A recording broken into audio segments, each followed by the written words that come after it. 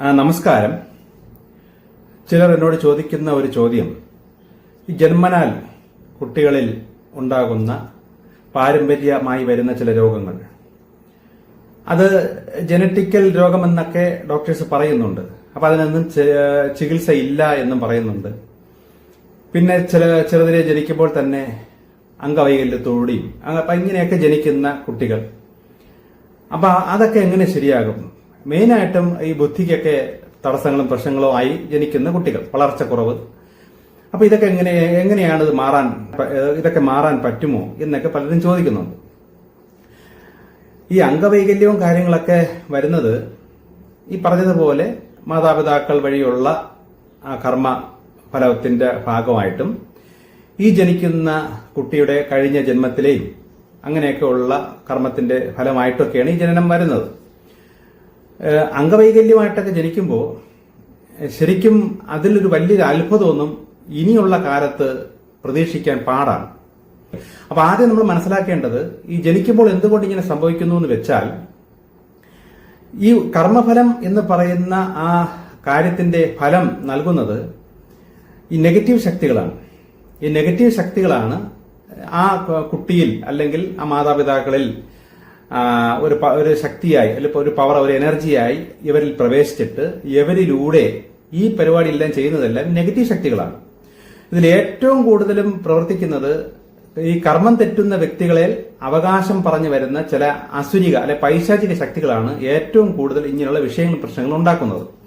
പക്ഷെ ദൈവത്തിന്റെ ശിക്ഷയുടെ ശക്തികൾ ഒരിക്കലും ഇങ്ങനെയുള്ള വലിയ പ്രശ്നങ്ങൾ ഉണ്ടാകൂല. അവരെ ശിക്ഷിച്ച് നന്നാക്കുന്ന ലെവലിൽ, ഇപ്പോൾ ഒരു ഉദാഹരണം പറഞ്ഞാൽ, നമ്മൾ നല്ലൊരു സാറ്, കുട്ടികൾ നല്ല രീതിയിൽ പഠിച്ച് വളർന്ന് നല്ല നിലയിലാവണമെന്ന് ആഗ്രഹിക്കുന്ന ഒരു അധ്യാപകൻ ഒരിക്കലും ആ കുട്ടിയെ നശിക്കാൻ തക്ക രീതിയിൽ ശിക്ഷിക്കൂല. കുറച്ച് ചെറിയ അടിയൊക്കെ അടിക്കും, കരയും, ഉപദേശിക്കും. അങ്ങനെ നന്നാക്കാൻ വേണ്ടിയിട്ടുള്ള ശിക്ഷയെ ദൈവത്തിന്റെ കൂടെ നിൽക്കുന്ന ശിക്ഷയുടെ നെഗറ്റീവ് ശക്തിയിൽ പ്രവർത്തിക്കുകയുള്ളൂ. പക്ഷേ മൊത്തം നശിപ്പിച്ച് ലെവലിൽ പ്രവർത്തിക്കുന്നത്രയും ഈ പൈശാചിക ശക്തികളാണ്. കാരണം ദൈവത്തിന്റെ വ്യവസ്ഥ പ്രകാരം ആ നിയമം തെറ്റുന്ന അല്ലെ കർമ്മം തെറ്റുന്ന ഒരു വ്യക്തിയുടെ മേൽ പൈശാചിക ശക്തികൾക്ക് അവകാശമുണ്ട്. അപ്പൊ അസുരന്മാർക്ക് അവകാശമായതുകൊണ്ട് അവർ വലിഞ്ഞു കയറി ഒന്നിന്റെ പിറകെ ഒന്നായി വീണ്ടും തെറ്റിച്ച് ആ വ്യക്തികളിൽ കൂടുതൽ നെഗറ്റീവ് ആക്കിക്കൊണ്ടേയിരിക്കും. അവര് പൈശാചിക ശക്തികൾ കൂടുതൽ വലിഞ്ഞു കയറിക്കൊണ്ടേയിരിക്കും. അപ്പൊ അങ്ങനെ വലിഞ്ഞു കയറിയിട്ടാണ് അടുത്ത് ജനിക്കാൻ പോകുന്ന കുട്ടികളിലൊക്കെ ഇങ്ങനെയുള്ള പ്രശ്നങ്ങളും വിഷയങ്ങളും ഉണ്ടാക്കുന്നത്. അപ്പൊ ഇത് പാരമ്പര്യമായി വരുന്ന രോഗം എന്ന് പറയുമ്പോൾ മനസ്സിലാക്കണം, പാരമ്പര്യമായി സഞ്ചരിച്ച് വരുന്ന ചില നെഗറ്റീവ് ശക്തികൾ എന്ന സത്യം തിരിച്ചറിയണം. അപ്പൊ അവര് അടുത്ത ജനറേഷനിലോട്ട് കൈമാറി പോകും. ഇതെങ്ങനെ ഇതിൽ നിന്ന് രക്ഷപ്പെടാം എന്ന് വിചാരിച്ചാൽ, ഈ മാതാപിതാക്കൾ, ഇപ്പൊ ഒരു കുട്ടിയിൽ പ്രശ്നമുണ്ട്, ഇപ്പൊ ഒരു കുട്ടി ജനിക്കുന്നതിന് മുമ്പേ ഈ മാതാപിതാക്കൾ ദൈവിക റൂട്ടിൽ വന്നു പോസിറ്റീവായി മാറിയാൽ ഈ നെഗറ്റീവ് ശക്തി അല്ലെങ്കിൽ പൈശാചിക ശക്തികൾക്ക് പിന്നെ ആ മാതാപിതാക്കളിൽ ഇരിക്കാൻ അവകാശമില്ല. പക്ഷെ ആ കുടുംബത്തിലുള്ള മറ്റു വ്യക്തികളിലേക്ക്, പാരമ്പര്യമായി വരുന്നതാണെങ്കിൽ മറ്റു വ്യക്തികളിലേക്ക് നെഗറ്റീവ് മാറി ചാടിപ്പൊയ്ക്കോളും.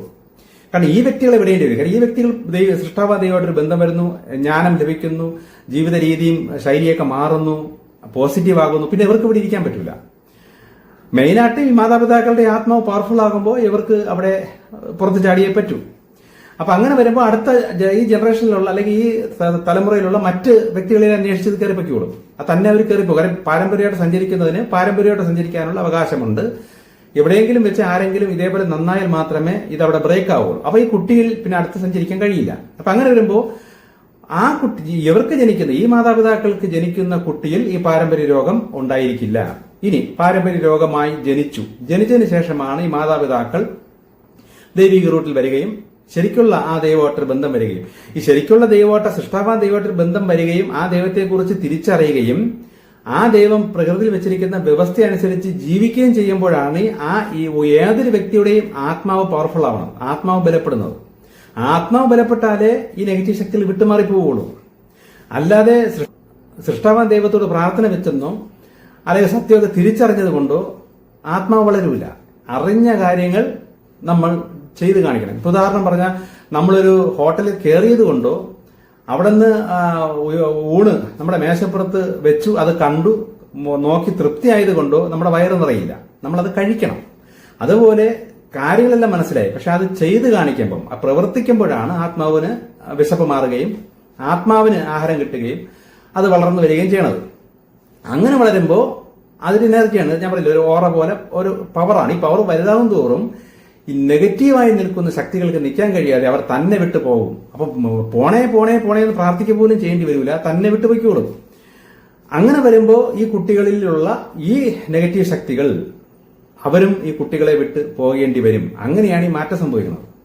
ഇപ്പൊ എന്ത് രോഗത്തിനും ഇപ്പൊ നമ്മള് മെഡിക്കൽ പരമായിട്ട് നോക്കുമ്പോൾ ആ കുട്ടിയുടെ ഞരമ്പിൽ പ്രശ്നം, അല്ലെ ക്രോമസോമിൽ വ്യത്യാസം വന്നതുകൊണ്ട് ജന്മനാൽ ഇങ്ങനെ, ഇല്ലെങ്കിൽ തലച്ചോറിൽ ചെറിയൊരു കംപ്ലൈന്റ്, ഇങ്ങനെയൊക്കെ പല കാര്യങ്ങളും ഡോക്ടേഴ്സ് പറയുമെങ്കിലും ഇതൊക്കെ അവിടെ ഇരുന്ന് ഉണ്ടാക്കി വെക്കുന്നത് ഈ നെഗറ്റീവ് ശക്തികളാണ്. അതേപോലെ ഇതിനെ മാറ്റുന്നതും ഗുണം കൊടുക്കുന്നതും പോസിറ്റീവ് ശക്തികളാണ്. നമ്മുടെ ശരീരത്തിന്റെ സകലമാന കാര്യങ്ങളൊക്കെ നിയന്ത്രിക്കുന്നതെല്ലാം ലക്ഷക്കണക്കിന് ശക്തികൾ ചേർന്നാണ്. അപ്പം നെഗറ്റീവും കയറി പോസിറ്റീവിന് പ്രവർത്തിക്കാൻ പറ്റാതെ ആക്കിയിട്ട് നെഗറ്റീവ് കൂടി കൂടി കൂടി അവരുണ്ടാക്കി വെക്കുന്ന കാര്യങ്ങളാണ് ഇങ്ങനെയുള്ള രോഗങ്ങളെല്ലാം. എന്ത് രോഗവും ഇപ്പോൾ ഒരു വെളിയിൽ നിന്നൊരു പനീര അണുക്കൾ നമ്മളിലേക്ക് കയറണമെങ്കിലും നമ്മളെ പ്രൊട്ടക്ട് ചെയ്യുന്ന പോസിറ്റീവ് ശക്തികൾക്ക് ബലമില്ലാതാവുന്നു. എങ്ങനെ ബലമില്ലാതാവും? നമ്മുടെ ആത്മാവിന് ബലമില്ലാതാവുമ്പോഴാണ് അവർക്കും ബലമില്ലാതാവുന്നത്. നമ്മുടെ ആത്മാവിന്റെ ബലം അനുസരിച്ചാണ് പോസിറ്റീവ് ശക്തികൾ നമ്മെ സഹായിക്കാൻ നിൽക്കുന്നത്. അപ്പം ആത്മാവ് വീണു പോകുമ്പോൾ ഭൗതികമായിട്ടുള്ള നമ്മളും വീണുപോകും. ആ സമയത്താണ് ഈ നെഗറ്റീവ് ശക്തികൾ, ആ അണുക്കളൊക്കെ നമ്മുടെ ശരീരത്തിലേക്ക് വരുന്നത്. അപ്പോഴാണ് നമുക്ക് പനിയും വലിയ വിഷയങ്ങളും പ്രശ്നങ്ങളും പകർച്ചവ്യാധിയൊക്കെ പിടിക്കുന്നത്. ഇത് ആർക്കാണോ എപ്പോഴാണോ സംഭവിക്കാം. ഇപ്പൊ ഇന്നൊരു തെറ്റ് ചെയ്ത് ഇന്നൊരു അബദ്ധം ചെയ്താൽ ചിലപ്പം അന്ന് തന്നെ അല്ലെങ്കിൽ പിറ്റേ ദിവസം തന്നെ ഏതെങ്കിലും അണുക്കൾ വൈറസോ വല്ലതും നമ്മളെ ബാധിച്ചിരിക്കും. പക്ഷെ ബാധിക്കാത്തതിന്റെ കാരണം മെയിനായിട്ട് ഈ സാധനങ്ങളെല്ലാം നമ്മൾ ശരീരത്തിൽ തന്നെ ഉണ്ടെന്ന് ആദ്യം മനസ്സിലാക്കണം. സകലമായ അണുക്കളും നമ്മുടെ ശരീരത്തിലുണ്ട്. പക്ഷെ ഇത് തലപൊക്കാതെ നമ്മുടെ ശരീരം തന്നെ പ്രതിരോധിച്ച് നിയന്ത്രിച്ച് നിർത്തുന്നതാണ്. അപ്പൊ നമുക്ക് പവർ ഇല്ലെങ്കിൽ, അല്ലെ നമുക്ക് പോസിറ്റിവിറ്റി കുറഞ്ഞു പോയാൽ, അല്ലെ നമ്മൾ ആത്മാവിന് ബലമില്ലാതായാൽ ഈ അണുക്കൾ അല്ലെ ഈ നെഗറ്റിവിറ്റി കൂടി കൂടി വരുന്നു. ഇങ്ങനെയാണ് ഈ പ്രശ്നം വരുന്നത്. അപ്പൊ ഈ ജന്മനാൽ ഇങ്ങനെയുള്ള ജനിക്കുന്നു എന്ന് പറയുമ്പോൾ അത്രയും നെഗറ്റിവിറ്റി കൂടിക്കൂടി മാതാപിതാക്കളിലും കൂടി ആ കുട്ടിയിലേക്ക് പ്രവേശിച്ച് ആണ് ഇങ്ങനെ വരുന്നത്. പക്ഷെ ആ കുട്ടിയിൽ ഇങ്ങനെ വരണമെന്നും ഈ കുട്ടി അങ്ങനെ ജനിക്കണമെന്നും ആ കുട്ടിയുടെ ആത്മാവിന്റെ കഴിഞ്ഞ ജന്മത്തിന്റെ ഭാഗമായിട്ടാണ് ആ കുട്ടി ഈ ഗർഭപാത്രത്തിൽ വരികയും ഇങ്ങനെയുള്ളൊരു മാതാപിതാക്കളിൽ നിന്ന് ഇങ്ങനെ ചില നെഗറ്റീവ്സുകൾ പകർന്ന് ആ കുട്ടി ഇങ്ങനെ ജനിക്കുകയും കൂടി വരുന്നത്. കുട്ടിയിൽ രണ്ടുണ്ട്. ഒന്ന് കുട്ടിയുടെ മുൻജന്മ കാര്യങ്ങളുണ്ട്, പിന്നെ ഈ മാതാപിതാക്കളിൽ നിന്നുള്ളതും കൂടെ ആയിട്ട് കുട്ടി ഇങ്ങനെ ജനിക്കുന്നു. കുട്ടിയുടെ കർമ്മഫലം ആയിട്ട് ഇത് അനുഭവിച്ച് മാറുകയും ചെയ്യുന്നു. പക്ഷേ ഈ മാതാപിതാക്കൾ ദൈവത്തിന്റെ റൂട്ടിൽ ശക്തമായി വരികയും ഈ കുട്ടിക്ക് വേണ്ടി മാതാപിതാക്കളിൽ മാറ്റം വരികയും പ്രാർത്ഥിക്കുകയൊക്കെ ചെയ്യുമ്പോൾ അവിടെ ഈ കുട്ടിയിൽ നിന്നും ഇത് വിട്ടുമാറും. അപ്പൊ നമുക്ക് സ്വാഭാവികമായിട്ട് സംശയം വരും, ഈ കുട്ടിയുടെ കഴിഞ്ഞ ജന്മത്തിൽ അല്ലെ കർമ്മഫലം കുട്ടി അനുഭവിക്കാതെ ഈ മാതാപിതാക്കൾ വഴി ഇതെങ്ങനെ ഒഴിവാകും? അപ്പൊ കുട്ടിക്ക് അനുഭവിക്കണ്ടേ? അതാണ് ഞാൻ പറഞ്ഞത്. ഈ കുട്ടി പ്രായപൂർത്തിയായതിനു ശേഷം മാതാപിതാക്കളിൽ നിന്നും അറിവൊക്കെ കിട്ടി, മാതാപിതാക്കൾ വഴി ഇങ്ങനെയുള്ള ഒരു രക്ഷയൊക്കെ വന്നു. കുട്ടി പ്രായപൂർത്തിയായിട്ട് കുട്ടി വഴിതെറ്റി പിന്നെയും തെറ്റായി പോകുമ്പോൾ ഈ ഇറങ്ങിപ്പോയ സാധനങ്ങളെല്ലാം ഈ കുട്ടിയിൽ അന്ന് തിരിച്ചു കയറും. ഞാൻ പറഞ്ഞില്ലേ, കർമ്മഫലം അനുഭവിപ്പിക്കാൻ വരുന്നതല്ല ഈ അസുര ശക്തികളല്ല, നെഗറ്റീവ് ശക്തികളാണ്. അപ്പം ആ കുട്ടി മാതാപിതാക്കളിൽ നിന്ന് വിട്ടുമാറി സ്വന്തമായൊരു വിവാഹമൊക്കെ കഴിഞ്ഞ് മാറിപ്പോകുമ്പോൾ ആ കുട്ടി എങ്ങനെയാണോ ഇത്രയും നാളും നിന്നിരുന്നത് അതേ ലെവലിൽ അതേപോലെ സൃഷ്ടാവാൻ ദൈവമായിട്ടൊരു ബന്ധവും വെച്ച് മാതാപിതാക്കളെ വഴി ഇതെല്ലാം പഠിച്ചു വരണം. പോസിറ്റീവായുള്ള ജീവിതം പഠിക്കണം, പ്രകൃതി വ്യവസ്ഥകളെല്ലാം മനസ്സിലാക്കി പഠിക്കണം. എന്നിട്ട് ആ രീതിയിൽ തന്നെ തുടർന്നാൽ ഈ ശക്തികൾക്ക് ഒരിക്കലും തിരിച്ചു കയറാൻ കഴിയില്ല. മറുവശത്ത് നോക്കിക്കോളണം, ആ കുട്ടിക്കും സൃഷ്ടാവാദയമായിട്ടുള്ള ഒരു ബന്ധം വന്നിരിക്കുന്നു. അപ്പൊ അങ്ങനെ വരുമ്പം ആ കുട്ടിയുടെ മുൻജന്മം കർമ്മഫലം എല്ലാം ദൈവം ഇളവ് ചെയ്ത് കൊടുത്തിരിക്കുന്നു. അപ്പൊ മറ്റേ ശക്തികൾക്ക് വരാനും കഴിയില്ല. ഇതിൽ നിന്ന് ആ കുട്ടി തെറ്റിപ്പോകുമ്പോൾ എങ്ങനെ തെറ്റിപ്പോകും? പ്രായപൂർത്തിയായതിനു ശേഷം ചിലപ്പോൾ കല്യാണം കഴിച്ച് മറ്റുള്ള വ്യക്തികളുടെ പ്രലോഭനം അങ്ങനെയൊക്കെ വരുമ്പോഴാണ് ഈ കുട്ടിയുടെ മനസ്സ് മാറിപ്പോണത്. മാറിപ്പോകുമ്പോൾ എന്ത് സംഭവിക്കുന്നു? കർമ്മം റിഡക്ഷൻ അല്ലെങ്കിൽ ഇളവ് ചെയ്തിരുന്ന ആ കർമ്മ ദോഷങ്ങളെല്ലാം തിരിച്ച് വലിഞ്ഞു കയറാൻ തുടങ്ങും. ആ നെഗറ്റീവ് ശക്തികളെല്ലാം വലിഞ്ഞു കയറി തുടങ്ങും. അങ്ങനെയാണ് പിന്നെ കുട്ടിക്ക് പിന്നെ ആ കർമ്മ അനുഭവിച്ച് വരേണ്ടി വരുന്നത്. പക്ഷെ അങ്ങനെ വരുമ്പോൾ സ്വാഭാവികമായിട്ടും കുട്ടിക്ക് ഈ അറിവത്രയും കിടക്കുന്നത് കൊണ്ട് എന്തെങ്കിലും ബുദ്ധിമുട്ട് പ്രശ്നം വരുമ്പോൾ നാളെ ആ കുട്ടി അല്ലെ ആ പ്രായപൂർത്തിയായ വ്യക്തി തന്നെ ദൈവത്തോട് തിരിച്ചു വരികയും രക്ഷപ്പെട്ടു പോവുകയും ചെയ്യും. കാരണം ഈ അറിവ് കിട്ടിയിട്ടുണ്ട്. പക്ഷെ ഉഴപ്പിയതിന്റെ പേരിലാണ് ഈ പ്രശ്നം വന്നിരിക്കുന്നത്. അതൊരു സൈഡിൽ അങ്ങനെ നടക്കും. ഇനി ഈ അംഗവൈകല്യത്തോട് ജനിക്കുന്ന കുട്ടികൾ, അങ്ങനെയൊക്കെ ജനിക്കുന്ന കുട്ടികൾക്കും ഇതേപോലെ നെഗറ്റീവ് ശക്തികൾ അവരുടെ ഗർഭപാത്രത്തിൽ വെച്ച് ജന്മനാൽ ആ കുട്ടി ജനിച്ചു വരുമ്പോൾ തന്നെ അത്രയും നെഗറ്റിവിറ്റി കയറി ഇങ്ങനെയുള്ള ഡാമേജ് ഉണ്ടാക്കുന്നത് കൊണ്ടാണ് ആ കുട്ടി ജനിക്കുമ്പോൾ അംഗവൈകല്യത്തോട് ജനിക്കുന്നത്. അപ്പം ചിലപ്പോൾ കൈയില്ലാതെ ജനിക്കുന്നു, കാലില്ലാതെ ജനിക്കുന്നു. അപ്പൊ ഇങ്ങനെയൊക്കെ വരുമ്പോൾ ഇതൊക്കെ മേജർ കംപ്ലൈന്റ് ആണ്. അതായത് നെഗറ്റിവിറ്റി കൂടിക്കൂടി ആ അവയവം തന്നെ ഇല്ലാതാക്കിക്കൊണ്ടുള്ള പ്രക്രിയയാണ് ചെയ്യണത്. അപ്പൊ ഇത് ഇനിയൊരു പുതിയൊരു അവയവം ഒരു മനുഷ്യരിൽ ഉണ്ടായി വരിക എന്ന് പറയുന്നത് മനുഷ്യന്റെ സൃഷ്ടിയിൽ അത് പറഞ്ഞിട്ടുള്ള കാര്യം ആയിട്ട് ഇനി കിട്ടുന്നില്ല. എന്നാൽ അഥവാ അങ്ങനെ ഒരു അംഗവൈകല്യം വന്നൊരു കുട്ടിക്ക് പുതിയൊരു അവയവം ഉണ്ടായി വരണമെങ്കിൽ അത് അത്ര ഭയങ്കരമായ ഒരു ചേഞ്ച് മാതാപിതാക്കൾക്ക് സംഭവിക്കണമെന്നും അങ്ങനെ ഒരു അത്ഭുത ചേഞ്ച് മാതാപിതാക്കൾ സംഭവിച്ചാൽ റെയർ കേസിൽ അങ്ങനെ ദൈവം ചെയ്ത് കൊടുക്കും എന്ന് എനിക്ക് പറയുന്നുണ്ട്. എന്റെ അറിവിൽ അങ്ങനെ ഒരു സംഭവം നടക്കുന്നതായിട്ട് ഇതുവരെ എനിക്ക് അറിഞ്ഞുകൂടാ. ഭാവിയിൽ അത്ര ഒരു ചേഞ്ച് ആയിട്ട് ഏതെങ്കിലും മാതാപിതാക്കൾ വന്നാൽ അവർക്ക് നടക്കുമായിരിക്കാം, വന്നാൽ നടക്കും എന്ന് ദൈവം പറയുന്നുണ്ട്. പക്ഷേ കംപ്ലൈന്റുകളായ ഇപ്പൊ ഒരു കണ്ണുണ്ട്, കാഴ്ചയില്ല, ചെവിയുണ്ട്, കേൾവിയില്ല, നാക്കുണ്ട്, സംസാരമില്ല, ഇത് അംഗവൈകല്യം വന്നിട്ടില്ല, എന്തെങ്കിലും ചെറിയ ചെറിയ എററായിട്ട് ചെറിയ ബ്ലോക്കുകളായിട്ട് നിൽക്കുന്ന കാര്യങ്ങളാണ്. അതൊക്കെ നമ്മൾ എത്രത്തോളം പോസിറ്റീവായി വരുന്നു അതനുസരിച്ച് മാറാൻ പറ്റും. കാരണം അത്രയും പോസിറ്റീവായി മാറിയാൽ മതി, ഇതൊക്കെ ക്ലിയർ ആയി വരും. ഇനി ഇപ്പൊ ഞാൻ പറയുന്നത്, ഇപ്പോ പലരും എന്നെ വിളിച്ചിട്ട് അവർ സൃഷ്ടാവായ ദൈവത്തോടാണ് പ്രാർത്ഥിക്കുന്നത്, ചേഞ്ചായി എല്ലാം മാറി, പക്ഷേ കാര്യങ്ങളൊന്നും അത്ര വിചാരിക്കും മുതൽ അത്ര പെട്ടെന്ന് നടക്കുന്നില്ല, പതുക്കെ പതുക്കെ നടക്കുന്നുള്ളൂ, വ്യത്യാസമുണ്ടോ എന്ന് വെച്ചാൽ വ്യത്യാസമുണ്ട്, പക്ഷെ ഭയങ്കരമായ വ്യത്യാസം വരുന്നില്ല എന്നൊക്കെ പറഞ്ഞ് പലരും വിളിക്കുന്നുണ്ട്. ഇത് നമ്മളൊരു വസ്തുത തിരിച്ചറിയേണ്ടത്, ഇപ്പൊ എന്നിൽ നിന്ന് ഈ അറിവുകളെല്ലാം കിട്ടി. ഇപ്പൊ എനിക്ക് തന്നെ ദൈവം ഒരു 16, 17, ഒരു 18 വർഷത്തിന് മുന്നേ ഈ വിധ കാര്യങ്ങളെല്ലാം ഞാൻ മെനക്കെട്ട് കുത്തിയിരുന്ന് ചോദിച്ച് മനസ്സിലാക്കി എടുത്തിട്ട് ഞാൻ ദൈവത്തോട് ചോദിച്ചു, ഒരു വർഷം കൊണ്ട് ഞാൻ ഇത്രയും ചേഞ്ച് ആയാൽ എനിക്ക് ഇത്രയും ലെവലിലുള്ള അല്ലെങ്കിൽ എന്റെ ജോലി ദൈവത്തിന് വേണ്ടി ഈ കാര്യങ്ങളൊക്കെ എനിക്ക് ചെയ്യാൻ പറ്റുമോ, ഉടനെ പറ്റുമോ എന്ന് പറഞ്ഞ് ഒരു വർഷത്തിനകത്ത് നീ റെഡിയായാൽ അപ്പോൾ തന്നെ നിനക്ക് ദൈവത്തിന്റെ ജോലിയൊക്കെ ചെയ്യുകയും ഇങ്ങനെയൊക്കെ പറ്റും. പക്ഷേ ഞാൻ അപ്പോഴേ ശ്രമിച്ച് എനിക്ക് പറഞ്ഞ കാര്യങ്ങളും ഒക്കെ പല പ്രാവശ്യം നോക്കും, തെറ്റിപ്പോവും, പിന്നെയും ശ്രമിക്കും, തെറ്റിപ്പോവും, അങ്ങനെ ശ്രമിച്ച് ഓരോരോ കാര്യങ്ങൾ ക്ലിയർ ആക്കിയാണ് ഇപ്പോ ഈ ഒരു വർഷം മുമ്പൊക്കെ ഇത് ജനങ്ങളിലേക്ക് എത്തിക്കാനുള്ള ലെവലായി എന്ന് പറഞ്ഞ് എന്നെ കൊണ്ട് ഇത് എത്തിച്ചത്. അപ്പൊ എനിക്ക് തന്നെ എത്ര വർഷം എടുത്തു? കാരണം ഞാൻ പ്രാർത്ഥിച്ചും ചോദിച്ചും തെറ്റിപ്പോകുമ്പോൾ പിന്നെ അതെന്ത് ചെയ്യട്ടെന്ന് ചോദിച്ചും അങ്ങനെ ഇങ്ങനെ ചോദിച്ചൊക്കെയാണ് എന്റെ കാര്യങ്ങളെല്ലാം ക്ലിയറാക്കി ഞാൻ എടുക്കുന്നത്. അപ്പോൾ നമ്മൾ വിചാരിക്കുന്ന ലെവലിൽ നമുക്ക് തോന്നും പ്രാർത്ഥന മാറി കാര്യം ഓക്കെ, പക്ഷെ നമ്മുടെ ക്യാരക്ടറോ നമ്മുടെ മൈൻഡോ ഒന്നും ആ ദൈവം ഉദ്ദേശിക്കുന്ന ലെവലിലേക്ക് മാറി വരൂല, പാടാണ്. ഞാൻ അതാണ് പറയുന്നത്, പല ആവർത്തി നമ്മുടെ മനസ്സിനെ നമ്മൾ തന്നെ പറഞ്ഞ് പഠിപ്പിച്ച് അങ്ങനെ മാറി വരുള്ളൂ. ഈ മാറ്റം എത്ര വരുന്നു, എത്ര നമ്മളുടെ മനസ്സിന്റെ ചിന്താഗതി സങ്കല്പമൊക്കെ മാറി വരുന്നു, അതനുസരിച്ചാണ് നമ്മൾ ആത്മാവ് വളരുന്നത്. അപ്പൊ നമ്മൾ പ്രവർത്തിക്കേണ്ട പല കാര്യങ്ങളും നമുക്ക് വിചാരിക്കും പോലെ പെട്ടെന്ന് അങ്ങ് പ്രവർത്തിച്ച് ജയിച്ച് കാണിക്കാൻ പറ്റൂല. അപ്പം അതനുസരിച്ച് ആത്മാവ് വളരുള്ളൂ. അല്ലാതെ ഈ പ്രാർത്ഥന മാറി നേരെ സൃഷ്ടാവായ ദൈവത്തോട് പ്രാർത്ഥിക്കുന്നു എന്ന് പറഞ്ഞ് ഉടനെ ആത്മാവ് കയറി വളരൂല. ഈ കാര്യങ്ങൾ അറിവൊക്കെ കിട്ടുമ്പോൾ ഒരു വളർച്ച വരും, അത് നിങ്ങൾക്ക് സംഭവിച്ചിട്ടുണ്ട്. പക്ഷെ ബാക്കി ഇനിയുള്ള ആ വ്യത്യാസത്തിലുള്ള വ്യത്യാസങ്ങളാണ് ജീവിതത്തിൽ സംഭവിക്കുന്നത്. ഇനിയും വളരാനുണ്ട്. വളർന്ന് എത്രത്തോളം വളരുന്നു അതനുസരിച്ചാണ് ഈ വ്യത്യാസം വരുന്നത്. ചിലരത് ഭയങ്കരമായ തീഷ്ണതയോടെ വളരുന്ന ആൾക്കാരും ഉണ്ട്, ഇല്ലെന്നല്ല. ഇപ്പൊ ഞാൻ ചില വ്യക്തികളുടെയൊക്കെ സംസാരിച്ച് കാര്യം അവർ ഒരു ഒറ്റ ട്രിപ്പിൽ തന്നെ ചില തീരുമാനങ്ങളൊക്കെ മാറ്റിയിട്ടുണ്ട്. ഇപ്പൊ തന്നെ ഇന്ന് തന്നെ സംഭവിച്ച കാര്യം, ഈ മാംസത്തിന്റെ കാര്യങ്ങളും ഇപ്പൊ സ്ഥിരം മാംസവും മീനും ഒക്കെ കഴിച്ചുകൊണ്ടിരിക്കുന്ന ഒരു വ്യക്തിയെടുത്ത് ഈ മാംസം കഴിക്കാനുള്ള കുഴപ്പം എന്താണെന്നൊക്കെ ചോദിച്ച് ഞാൻ ഈ കാര്യം പറഞ്ഞപ്പോ ഇന്ന് കുറച്ചു മുമ്പ് എന്റെ അടുത്ത് പറയുന്നു, ഇന്ന് മുതൽ ഞാൻ മാംസം പൂർണ്ണമായും നിർത്തി, എനിക്കെന്തോ എന്റെ മനസ്സ് അങ്ങ് മാറിപ്പോയി എന്നും പറഞ്ഞ് എന്നോട് തിരിച്ചു പറയുന്നു.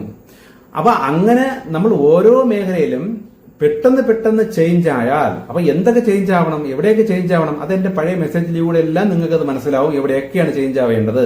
ഒരുപാട് കാര്യങ്ങളുണ്ട്. ഇതെല്ലാം ഓരോന്ന് ചേഞ്ചായി വരുന്നതനുസരിച്ച് നിങ്ങളുടെ വീട്ടിലെ കുട്ടിക്ക് എന്തെങ്കിലും പ്രശ്നങ്ങളോ അല്ലെങ്കിൽ നിങ്ങൾക്ക് എന്തെങ്കിലും പ്രശ്നം ഉണ്ടെങ്കിലും അതും ചേഞ്ചായി വന്നിരിക്കും. ഇപ്പൊ ഞാൻ ആദ്യമേ പറയുന്നത് പോലെ ഒരു മുറിക്കുള്ളിൽ നല്ല പുക നിറഞ്ഞു നിൽക്കുന്നുണ്ടെങ്കിൽ ഈ പുക മുറിയിൽ നിന്ന് പുറത്തു പോകണം. അതിന് എല്ലാ വാതിലും നല്ല രീതിയിൽ തുറന്നു കൊടുത്താൽ പെട്ടെന്ന് പുക പുറത്തു പോകും. അതിൽ ചെറിയൊരു ഹോളെ ആ പുക പോകാനായിട്ട് ജനലിന്റെ ഒരു ശകലമേ തുറന്നു കൊടുത്തിട്ടുള്ളെങ്കിൽ അത്ര പതുക്കെ ഈ പുക മുറിയിൽ നിന്ന് പുറത്തു പോകുള്ളൂ. ഇതുപോലെ നമ്മൾ ഈ വ്യവസ്ഥകളും നിയമങ്ങളെല്ലാം പെട്ടെന്ന് പാലിച്ച് നമ്മളങ്ങ് തുറന്നു കൊടുത്താൽ ഈ നെഗറ്റിവിറ്റി അത്രയും പുറത്ത് ചാടിപ്പൊയ്ക്കോളും, അത്രയും നമ്മൾ ആത്മാവ് വളരും. അതേസമയം നമ്മൾ കുറച്ച് രീതിയിലാണ് കാര്യങ്ങൾ ചെയ്യണമെങ്കിൽ ആ പതുക്കെ ആ റിസൾട്ട് വരുള്ളൂ. അപ്പം ഞാനിപ്പോ മെസ്സേജ് വിട്ടിട്ട് ഒരു വർഷത്തോളമായി, ഒരു വർഷം അടുപ്പിച്ച് ആയി വരുന്നേ ഉള്ളൂ. ഒരു മാസം അല്ലെങ്കിൽ 2 മാസം മുമ്പ് മെസ്സേജ് കേട്ട് എന്നെ വിളിച്ചവർ ഇപ്പൊ എന്നെ വിളിച്ചിട്ട് ഉദ്ദേശിക്കുന്ന പോലെ പെട്ടെന്ന് കാര്യങ്ങൾ ഓക്കെ ആകുന്നില്ല എന്ന് പറയുന്നത് ശരിക്കും മണ്ടത്തരമാണ്. അത് നിങ്ങൾ അത്രയും ചേഞ്ച് ആവാത്തോണ്ടാണ് ആ ചേഞ്ച് നിങ്ങൾക്ക് വരാത്തത് എന്ന് ആദ്യം സത്യം നിങ്ങൾ തിരിച്ചറിയണം. അല്ലാതെ ഞാൻ പറഞ്ഞതിന്റെ കുഴപ്പമോ അതേപോലെ ശ്രമിച്ചിട്ട് നടന്നില്ല എന്നുള്ള നിരാശയോ വരേണ്ട ആവശ്യമില്ല. നിങ്ങൾക്ക് തോന്നും നിങ്ങൾ എന്തൊക്കെ ചേഞ്ച് ആയെന്ന്. പക്ഷെ ഇല്ല. ഞാൻ അവരോട് ചോദിക്കും, ചില സംശയങ്ങളും കാര്യങ്ങളൊക്കെ ഞാൻ എന്റെ മെസ്സേജിലൂടെ ഉള്ളത് ചോദിക്കുമ്പോൾ അവർ പഠിച്ചതും പറയുന്നതൊക്കെ വേറെ പല സങ്കല്പങ്ങളൊക്കെയാണ്. അപ്പൊ പലതും അവർ മനസ്സിലാക്കിയിട്ടില്ല. അപ്പൊ നമ്മൾ എത്രത്തോളം നമ്മളുടെ ഉള്ളിലുള്ള ചേഞ്ച് എത്രത്തോളം വരുന്നു അത്രത്തോളമാണ് പുറമേ ഉള്ള റിസൾട്ട് വരുന്നത് എന്ന് നിങ്ങൾ മനസ്സിലാക്കണം. അപ്പം പലരും ചേഞ്ച് ആയിട്ടുണ്ട്, ഇല്ലെന്നല്ല, ആയിട്ടുണ്ട്. പക്ഷെ അത് തുടങ്ങിയതേ ഉള്ളൂ. ശ്രമിക്കുക.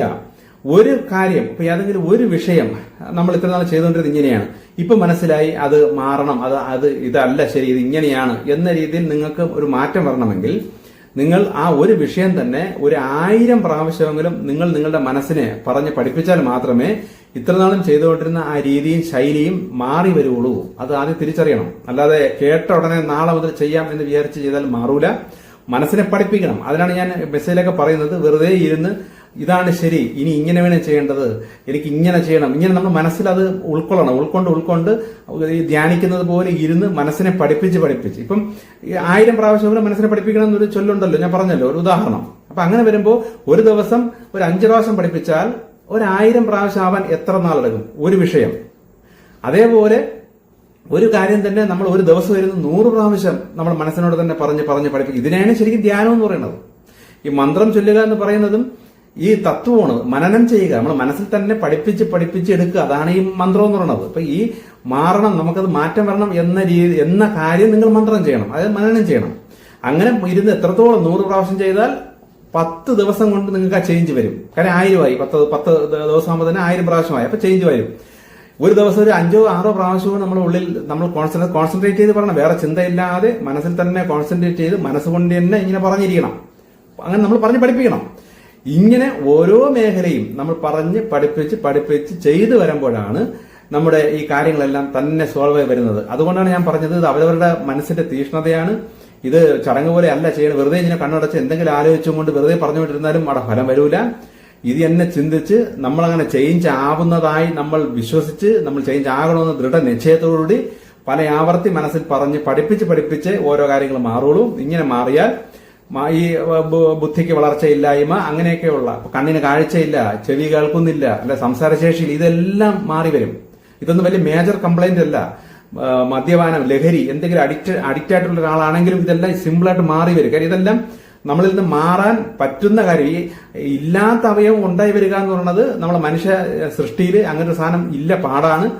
ഉള്ള അവയവമുണ്ട്. ഇപ്പൊ നമ്മൾ ലിവറൊക്കെ വളർന്നു വരുന്ന അവയവം തന്നെയാണ്. അപ്പൊ ലിവറിന് എന്തെങ്കിലും കംപ്ലൈന്റ് ഉണ്ട്, ലിവർ കരള് നശിച്ചു പോകുന്നു, അങ്ങനെയൊക്കെയുള്ള സാധനങ്ങളാണെങ്കിലും പുതിയ കരളുകൾ ഉണ്ടായി വരാം. നമ്മൾ കിഡ്നിക്ക് എന്തെങ്കിലും കംപ്ലൈന്റ്, അല്ലെങ്കിൽ നമ്മൾ കുടലിൽ എന്തെങ്കിലും കംപ്ലൈന്റ്, ക്യാൻസർ, ഇങ്ങനെയുള്ള എന്ത് രോഗങ്ങൾ, മാറാരോഗങ്ങൾ, ഇതെല്ലാം നമ്മളിൽ ഉള്ളിൽ തന്നെ ആ ചേഞ്ച് വന്നിരിക്കും, മാറി വന്നിരിക്കും. പക്ഷെ എങ്ങനെയാണ് മാറുന്നത്? നമ്മുടെ ജീവിതവും രീതിയും ശൈലിയും എല്ലാം മാറി നമ്മളൊരു പുതിയൊരു മനുഷ്യനായി മാറിപ്പോകും ചിലപ്പോൾ. ഇതെല്ലാം മനസ്സിലാക്കി ഇപ്പൊ 1 വർഷം കഴിഞ്ഞ് നിങ്ങൾ ഇത്രയും ട്രെയിൻ ചെയ്ത് ഓരോന്ന് പഠിപ്പിച്ച് മനസ്സിലാക്കി മാറി ചെയ്തിട്ട് 1 വർഷം അല്ലെങ്കിൽ 2 വർഷം കഴിഞ്ഞ് നിങ്ങൾ നിങ്ങളുടെ പഴയ ജീവിതം നോക്കിയാൽ അന്നത്തെ മനുഷ്യനെ ആയിരിക്കില്ല നിങ്ങൾ ഇപ്പോ. അത്രത്തോളം വ്യത്യാസം വരും. അത്രയും വ്യത്യാസം വരുമ്പോഴാണ് മനസ്സിലാക്കേണ്ടത് അന്നുണ്ടായിരുന്ന ആ രോഗമേ ഇത്രയും വ്യത്യാസം വന്നവനിൽ ഇല്ല. അന്ന് അങ്ങനെ ആയിരുന്നുകൊണ്ടാണ് അന്ന് നിങ്ങൾക്ക് ഇന്ന പ്രശ്നങ്ങളും രോഗങ്ങളും ഉണ്ടായിരുന്നത്. പക്ഷെ ആ വ്യക്തിയുടെ സ്വഭാവം, അവന്റെ എല്ലാ ക്യാരക്ടറും എല്ലാം എത്ര മാറി വരുമ്പോൾ ഈ മാറിയ വ്യക്തിയിൽ ഈ നെഗറ്റിവിറ്റിയോ ഈ അസുഖങ്ങളോ ഇരിക്കാൻ കഴിയില്ല. കാര്യം ആള് മാറിപ്പോയി. മാറിയുന്ന അനുസരിച്ച് ഇത് തന്നെ ഒരു മുറിയിൽ നിന്ന് ഊറി ഇറങ്ങുന്നത് പോലെ ഇതെല്ലാം ഊറി പുറത്ത് പോയിരിക്കും. അതുകൊണ്ട് മാക്സിമം ശ്രമിക്കുക. ട്രൈ ചെയ്ത് നിങ്ങൾ ഫലം അനുഭവിച്ചറിയുക. ഇപ്പോ പെട്ടെന്ന് റിസൾട്ട് നോക്കരുത്. പെട്ടെന്ന് റിസൾട്ട് വേണമെങ്കിൽ അത്ര ഭയങ്കരമായ ചേഞ്ച് നിങ്ങൾക്ക് ഉണ്ടായിരിക്കണം. വീട്ടിൽ നിന്നും നാട്ടിൽ നിന്നൊക്കെ ഭയങ്കരമായിട്ടുള്ള റിജക്ഷനും ആക്ഷേപവും പല അവഗണനയും വന്നിരിക്കും. അത്ര പെട്ടെന്നൊരു ചേഞ്ച് വന്നാൽ നിങ്ങൾക്ക് മാനസിക രോഗം എന്ന് പറഞ്ഞ് വില വേണമെങ്കിൽ അവർ നിങ്ങളെ ചികിത്സിക്കാൻ കൊണ്ടുപോയിരിക്കും. കാര്യം ഇതെല്ലാം കേട്ടിട്ട് ഇന്നലെ വരെ ചെയ്തുകൊണ്ടിരുന്ന ഒരു കാര്യം എനിക്ക് ഇന്ന് പോലും പറ്റൂല, എനിക്ക് താല്പര്യമില്ല, ഞാൻ മാറിപ്പോയി എന്നൊക്കെ പറഞ്ഞ് പുതിയ തത്വങ്ങളും പുതിയ കാര്യങ്ങളൊക്കെ നിങ്ങൾ പറയുകയും ചെയ്യുകയൊക്കെ ചെയ്തു കഴിഞ്ഞാൽ നിങ്ങൾക്ക് വട്ടെന്ന് പറയും. അങ്ങനെ പെട്ടെന്നൊരു ചേഞ്ചും വരണം, പെട്ടെന്ന് എനിക്കൊരു മാറ്റം വരണം, എന്റെ വീട്ടിലെ പ്രശ്നങ്ങൾ അത്രയും പെട്ടെന്ന് എനിക്ക് മാറണം എന്ന് ആരെങ്കിലും ആഗ്രഹിക്കുന്നുണ്ടെങ്കിൽ ആദ്യം ചെയ്യേണ്ടത് നിങ്ങളെ അറിഞ്ഞൂടാത്ത ഒരു പുതിയ സ്ഥലത്ത് എത്രയും പെട്ടെന്ന് വീട് മാറി പോവുക. കാരണം നിങ്ങൾ അറിയരുത് നിങ്ങളുടെ സ്വഭാവം ഇതാണെന്നും നിങ്ങൾ ഇങ്ങനെയാണ് ചെയ്തുകൊണ്ടിരുന്നും അറിയാത്ത ഒരു ദേശത്തോട്ട് ആദ്യം വീട് മാറുക. അവിടെ നിന്നും കൊണ്ട് നിങ്ങൾ പുതിയ വ്യക്തിയായി ജീവിക്കുക. അപ്പോൾ അവഗണനയോ തടസ്സങ്ങളോ ഒന്നും പ്രശ്നങ്ങൾ അന്നും നിങ്ങൾ അറിയില്ല, അങ്ങനെ ഒരു വിഷയം വരില്ല. പക്ഷെ സഹകരിച്ച് നിൽക്കുന്ന ആൾക്കാരിലൂടെ, ബന്ധുക്കളുടെ ഇടയിൽ, ഇത്രയും നാൾ കണ്ടുകൊണ്ടിരുന്ന ആൾക്കാരുടെ ഇടയിൽ നിങ്ങൾ ഒരു മാറ്റം വന്ന് പെട്ടെന്നൊരു വ്യത്യാസം കാണിച്ചാൽ നിങ്ങളെ പുച്ഛിക്കും, നിങ്ങൾക്ക് വട്ടെന്നേ പറയുള്ളൂ. അപ്പം അതും കൂടെ മനസ്സിലാക്കുക. ഓക്കെ, ഇനി ചില കാര്യങ്ങളൊക്കെ അടുത്തത്.